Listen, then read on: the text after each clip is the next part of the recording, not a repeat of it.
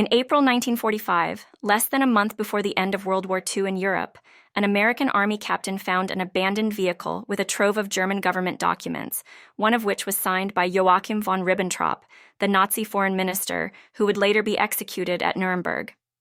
Eventually, the Americans searched castles in the nearby area, as well as a country house in another part of the country, and found a huge cache of files that would eventually provide insight into the inner workings of the Nazi state, along with one set of microfilm that detailed the Third Reich's attempt to build a relationship with King Edward VIII, whose 1936 abdication made him a virtual exile after his brief reign on the throne. What most people did not realize is that Hitler had spent years courting Edward. His wooing began soon after he became German Chancellor in 1933. He encouraged Princess Friederike, the teenage daughter of German nobility, to romance the bachelor prince. Hitler hoped for a return to the days of Queen Victoria, when English royalty only married German royalty. Unfortunately for Hitler, Friederike's aristocratic parents, both ardent Nazis, claimed later that she was too young to marry the future King of England. Instead, Hitler sent a slew of German aristocrats, many blood relatives of the Windsors, to London to collect intelligence on the prince and the rest of the royal family. They soon discovered that the prince looked west to America when it came to love affairs. Two of his lovers, Thelma Furness and Frida Dudley Ward, had American family connections. They were married, as was his current flame, Wallis Simpson. The German leader sent his trusted emissary von Ribbentrop to court the couple. He was more successful than Hitler could ever imagined. Within weeks, telegrams were flying between Berlin, Washington, and London as diplomats gossiped about how Ribbentrop had charmed Mrs. Simpson into bed. He was said to send her 17 carnations, one for every time they had made love, to her apartment of Bryanston Court in central London. When he heard about the behavior of his right-hand man, even the humorless Herr Hitler joked with him about the saucy stories, according to a Ribbentrop biographer. While Mrs. Simpson always denied the rumors, her great friend Mary Raffray, who ended up becoming Ernest Simpson's third wife, insisted the torrid tales were true. Though Ribbentrop courted and charmed Mrs. Simpson, he was focused on seducing the future king and making him a Nazi ally. For a time, he was wildly successful. The prince agreed to promote reciprocal visits by German and British war veterans. When he was told off by his father, King George V, for dabbling in politics, he was later seen goose-stepping around Mrs. Simpson's apartment, a stormtrooper's hat on his head. Like many of his class, Edward was instinctively sympathetic to Hitler's far-right regime. During the 1920s, he had seen the collapse of Weimar Germany, the mass unemployment, crippling inflation, and virtual civil war between left and right, and believed that a strong leader could restore stability and prosperity. Moreover, the Duke loathed Bolshevik Russia and, until his dying day, never forgave or forgot how the communists ordered the murder of his godfather, Tsar Nicholas II, and family in 1918. It shaped his political thinking, believing that a strong Germany would act as a bulwark against a resurgent Russia, hoping that one day the two countries would slug it out between themselves, while Britain enjoyed the fruits of empire. Such was the alarm about Edward's behavior that Scotland Yard detectives were secretly ordered to follow him and the Simpsons. They discovered that Mrs. Simpson was enjoying another affair with Guy Trundle, a used car salesman. At Buckingham Palace and inside Downing Street, the Simpsons were considered blackmailers, and Wallis was suspected of spying for the Nazis. The new king was so careless with his red boxes, the state papers that contained top-secret documents about government policy, that some advisors feared that Mrs. Simpson might pass important military secrets to Ribbentrop. Hitler, though, was delighted with the new king, seeing him as a Nazi ally. When he occupied the Rhineland in March 1936, against all international agreements, he relied on the new king to support him. He was not disappointed, Edward VIII urging the prime minister to take no action against Germany. Like almost everyone, Hitler was shocked when Edward VIII gave up his throne in order to marry Mrs. Simpson. He couldn't understand it. Hitler was a man who wanted to rule the world. Edward had given up an empire for a woman who, by his own admission, he had not even slept with. When they married in a French chateau, only a handful of their friends and none of their family attended, the couple now exiled from England.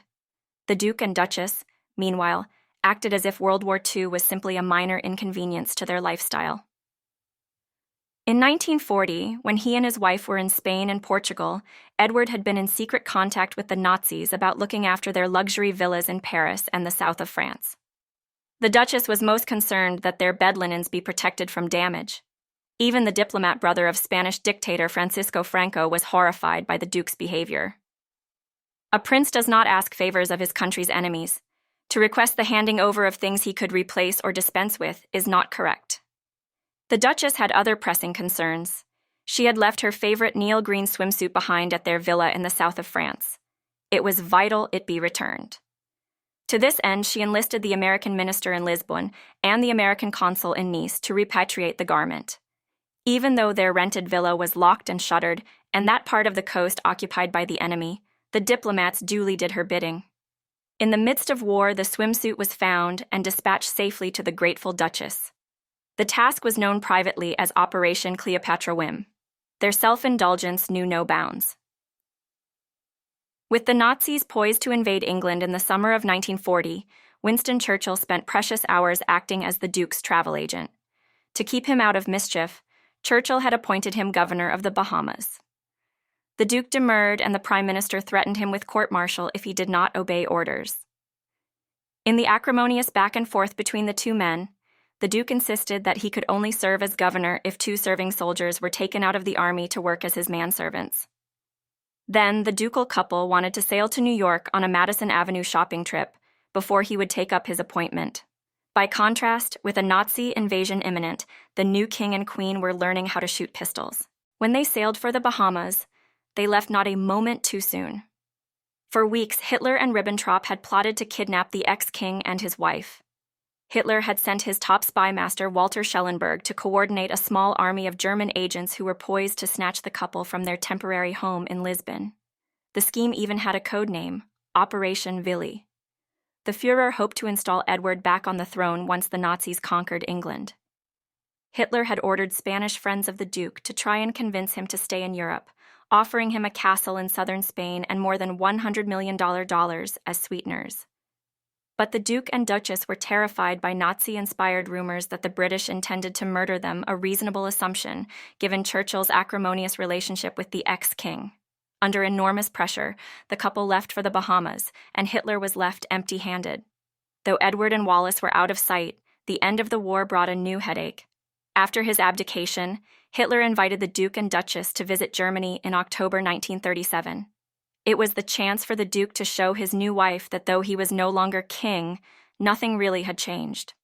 They were met by marching bands and cheering crowds, the Duke infamously exchanging Nazi salutes with his hosts. The Duke even enjoyed a 50-minute private conversation with Hitler at his mountain retreat.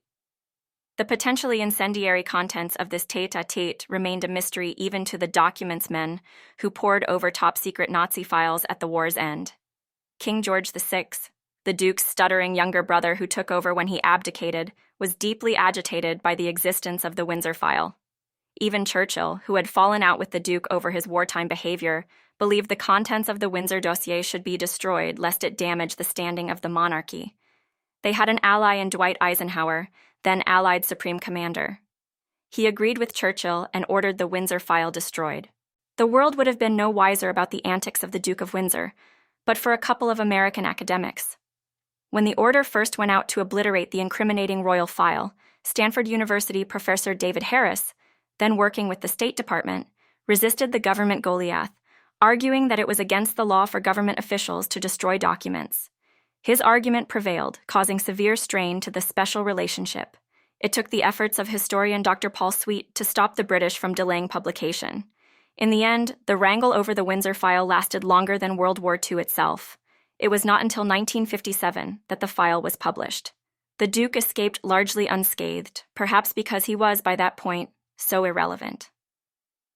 As for the British monarchy, it still survives despite Hitler and his royal allies. If you enjoyed this video, please subscribe and leave a comment down below.